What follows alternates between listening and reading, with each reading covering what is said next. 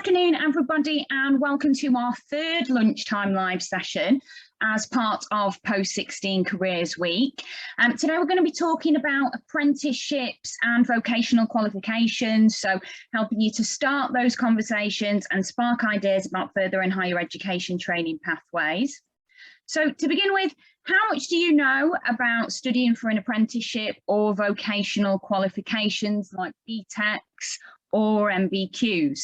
Do you know how to apply? Do you know what level you could study at?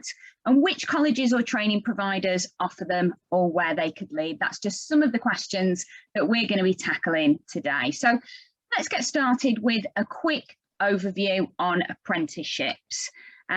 It's likely you'll have heard of an apprenticeship before. They have been around for centuries. They're a work-based program that are all about learning a skill or trade from an experienced professional.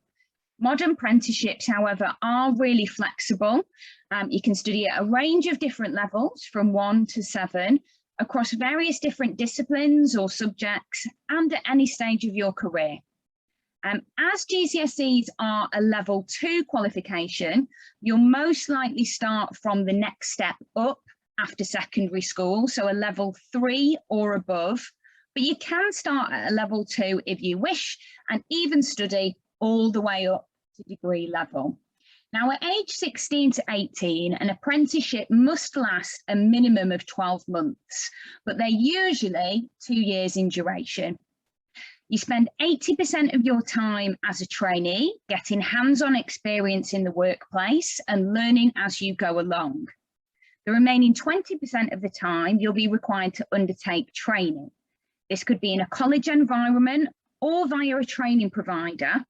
And sometimes it's working in a class or group doing workshops or lessons, and sometimes it's one-to-one. But you'll also be set tasks to complete independently, so you'll need to manage your time properly. Now, as an apprentice, you're classed as an employee, and that means that you have a contract of employment and the same rights as other employees to things like company benefits, staff discounts, pension scheme, and holiday allowance. It also means that you get paid at least the minimum apprentice wage, which is £4.30 per hour, but sometimes the employer tops this up to a higher rate of pay. So that's a snapshot on apprenticeships. Next up, we have vocational qualifications, or VTQs, vocational and technical qualifications. Now these help you develop the skills, knowledge and behaviours linked to a particular job or vocation. There's over 12,000 to choose from at level 3, but you can study them at levels 1 and 2 if you wish. You can also combine vocational qualifications with an A-level. Plus you'll have the opportunity to resit your GCSEs or take other qualifications like functional skills in maths and English if you need to. Now the advantage of VTQs is that they're a more hands-on, practical way to study that allow you to gain a realistic workplace experience. Many colleges, sixth forms or training providers have facilities on site for you to put what you've learnt into practice, from working in a real life hair and beauty salon, for example, to inside a plane, a small animal zoo or a laboratory. The most common VTQs are study programs, apprenticeships, traineeships, BTECs and CTECs. But you can also choose short courses too that help you gain workplace experience, qualifications and earn while you learn. Now at level 3, VTQs take 2 years to complete, and just like A-levels and T-levels, they convert into UCAS points that allow you to go on to study at university if you wish.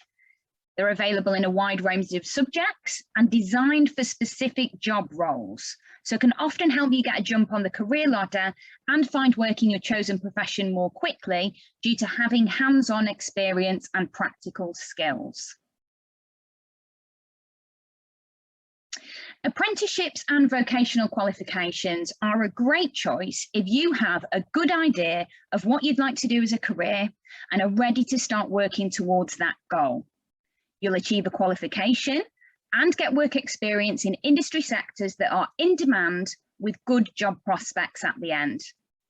If you're not 100% sure a certain career path is for you, it might be good to try and get some work experience first before signing up to a course, or speak to other people who do that job currently to get some employee insights.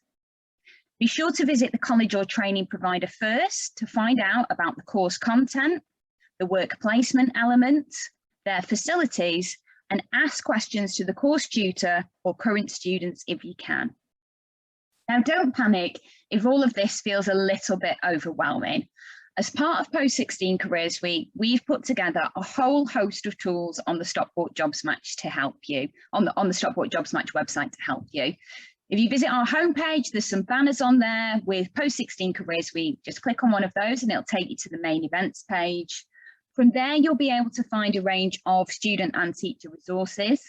So you can see we're clicking on the pathway for today for vocational qualifications, but you can revisit those from earlier in the week or those still yet to come. On each of these pages, we have a short introductory video all about apprenticeships and vocational qualifications today, their entry requirements, long-term prospects, differences between them and the benefits of each. We also have a short 10-question mini Quizlet to help test your knowledge about studying for an apprenticeship or a VTQ. For teachers, we have lesson plans and PowerPoints to help you plan a longer classroom session if you wish. Plus, we have individual and group activities for you to have a try at, either as part of lessons or your own independent research. Now, today's looks at vocational qualifications and the jobs that those might match to, so a good little challenge. We also have our digital event prospectus. So if you need help finding out about potential apprenticeships and vocational courses, either at colleges, independent training providers, or with employers directly, you can find out all about them in our digital event prospectus.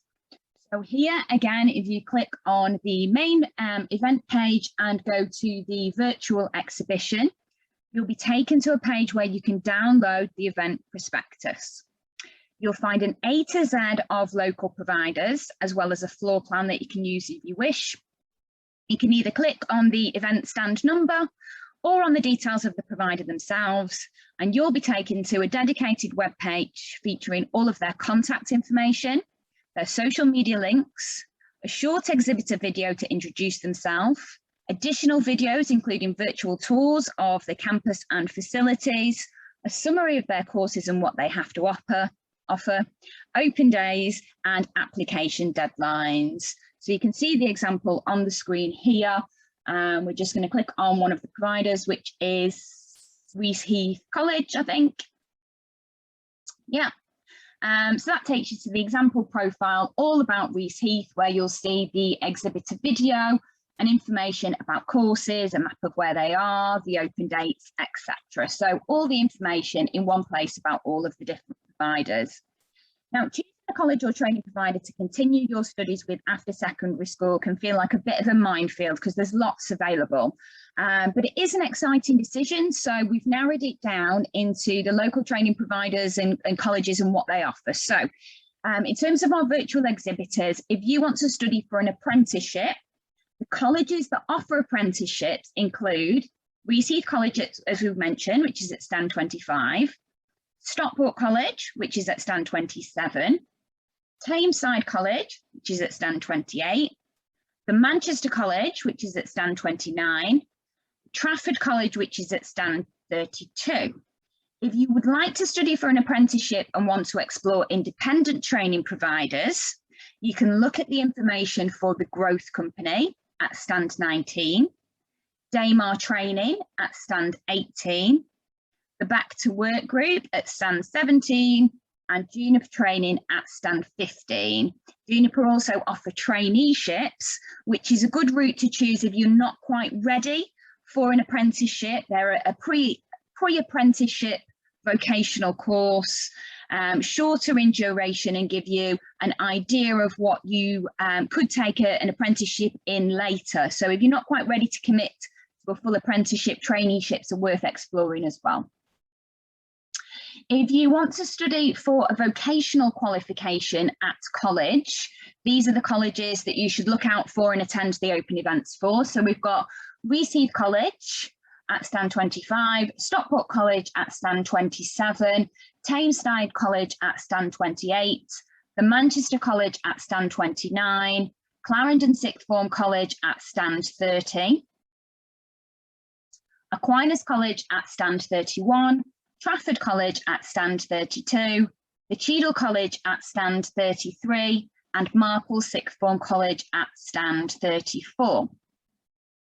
You can also take other forms of vocational qualifications, as we've referenced, with some of these independent training providers. So the Growth Company at stand 19, Street League, which offers sports programs at stand 20, the Prince's Trust, which offer a range of different leadership courses, enterprise-driven courses, pre-employment qualifications at stand 21. It can also support you with starting your own business post 18 as well. And Groundwork for Greater Manchester, which has a range of courses ranging from construction to customer service. Use our digital event prospectus to take a tour of all of those providers and find out about the range of different options that are available to you. But hopefully that's simplified where to look first.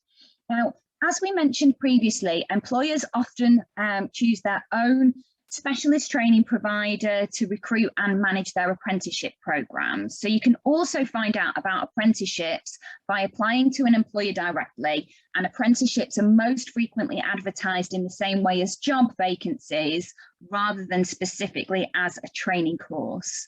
Now, we currently have 150 apprenticeship, traineeship, trainee and kickstart vacancies available on the Stockport Jobs Match website, including some with the virtual exhibitors, the virtual employer exhibitors taking part in Post-16 Careers Week. So these include Stockport Council, who have opportunities for business administration apprentices at level 3 to join their electoral services team, their data assessment team, their highways and transportation team, and an apprentice project manager too. Creative Support, who are recruiting for a level 2 care worker apprentice. Terence Paul, who are recruiting several hairdressing and stylist apprentices. And Stockport NHS, who are recruiting a trainee theatre assistant apprentice. But lots of our other exhibitors, including Stockport Homes and Nexperia, regularly have apprentice vacancies too. You can find out all about them by going to the Stockport Jobs Match website, clicking on jobs and selecting the category for apprentice vacancies. So moving on, in terms of finding an apprentice, we've obviously mentioned the Stockport Jobs Match website, and you can also sign up on there for job alerts for apprentice jobs, so you can find out as soon as new ones are added and receive them via email. But you can also search for them on job boards like Total Jobs or Indeed or CV Library in much the same way. They have categories for apprentice vacancies. You can also put a search into your normal search engine, Google, Bing or other provider for apprenticeships near me, and it will bring up a list of apprenticeship vacancies, both advertised on job boards and third-party websites, but also with employers directly. Sometimes they're also on social media, on Twitter pages or Facebook. So if you follow an employer that offers apprenticeships, that's a good way to find out about ones when they're advertised first. You can also use the government's apprenticeship website, which is www.findanapprenticeship.service.gov.uk. You simply enter your postcode, search in your local area, as well as selecting the level of apprenticeship you're looking for and the sectors or job types that you're interested in. Now, whether you're applying for an apprenticeship or to study a VTQ at college or a training provider, you will likely need to complete an application form and often have either a personal statement or a CV.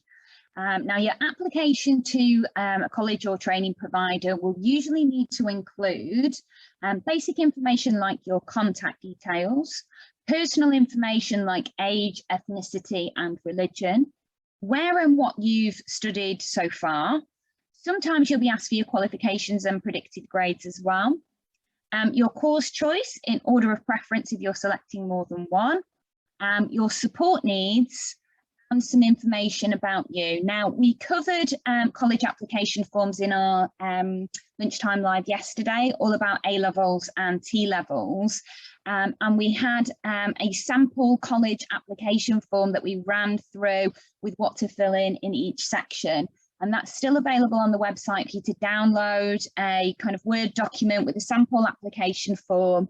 You can scribble all over it and make some notes of the types of things that you might include. Maybe take that to your teacher or careers advisor, or talk about it at home with your family. Get some feedback and suggestions from others about what else you could pop in there. You just go onto the student resources section for the A-levels and T-levels and you'll be able to find it there. So if you're applying for an apprenticeship, as we've mentioned, you'll also need to have a CV. Now, you may feel that creating a CV at this stage in your life is a little bit unnecessary. After all, you'll likely have very little in the way of work experience to put on it, and you might not even have completed your qualifications yet either. However, learning to craft a good CV is a really important life skill. It forces you to think about what you're good at, what you enjoy doing, and what interests you. And you'll also learn how to describe your strengths in different ways. So give examples of when you've used them and consider how they are transferable to different things. You'll need one at various different stages of your life. It doesn't take long to complete one, and once you have it, you're all set. It's also a good idea to save it on your phone and to multiple devices so that it's there when you need it. You can update it at any time and even have a few different versions of it if you wish. So, for example, one that's about applying for a part-time job in a shop, and one that's about applying for your long-term career goal as an accountant or a childcare assistant, for example. Now, as a school or college leaver, your CV doesn't really need to be any more than 1 page long, unless you've got lots to say, of course. Make sure you start with your name and contact details so that the person that you've sent it to knows how to get back to you. Sounds obvious, but it's easy to miss. You can then add in your personal profile, which should be a short introduction of about 3 to 4 sentences, highlighting some of your key skills, but also explaining what you're looking for. So, for example, this one says, previous experience in restaurants and hospitality, but now looking for a job in the retail sector. Flexible and hardworking, available for an immediate start. So you might include things like seeking an apprenticeship opportunity in this field, and highlight some of the skills that are relevant to doing that job in the long term, for example. Next, you add in your education and qualifications, including dates, place of study, subjects, and any grades if you know them. You may want to include any work experience if you have it, or things like volunteering or achievements like extracurricular activities or awards. Sometimes you might prefer to make a list of 3 or 4 key skills that you know are relevant to the job that you're applying for, and write a short description of how you've demonstrated those skills. So, for example, team working. You could write about how you've worked together in groups to complete a project, or maybe being part of a sports team or a community group or volunteering activity, etc. Now, you can download a free CV template, a school leaver CV template, or a skills-based CV template from the Stockport Jobs Match website as part of today's individual activities. So that brings us to the end of today's Lunchtime Live session. So we'd just like to quickly finish by setting you a very simple daily challenge to complete during your school day or at home this evening. So what we're asking today is, can you find out about one vocational training course or apprenticeship that you could study for here in Stockport? Maybe you've never considered the vocational route before, but you like what you've heard today. Maybe you already knew a little bit about VTQs or apprenticeships, and we've inspired you to broaden your knowledge to what else is available. So for the daily challenge, we'd like you to find out about the type of course or apprenticeship, the entry requirements and the level of qualification that you'll gain at the end, the training provider or college you could study with, what jobs roles this could lead to afterwards, and the benefits of choosing this pathway. Now, you can share what you've learned with your teacher or careers advisor, your family members or peers later or tomorrow, or you can tell us about your findings on social media using hashtag post16careersweek or sending an email to us at info@stockport-jobsmatch.co.uk.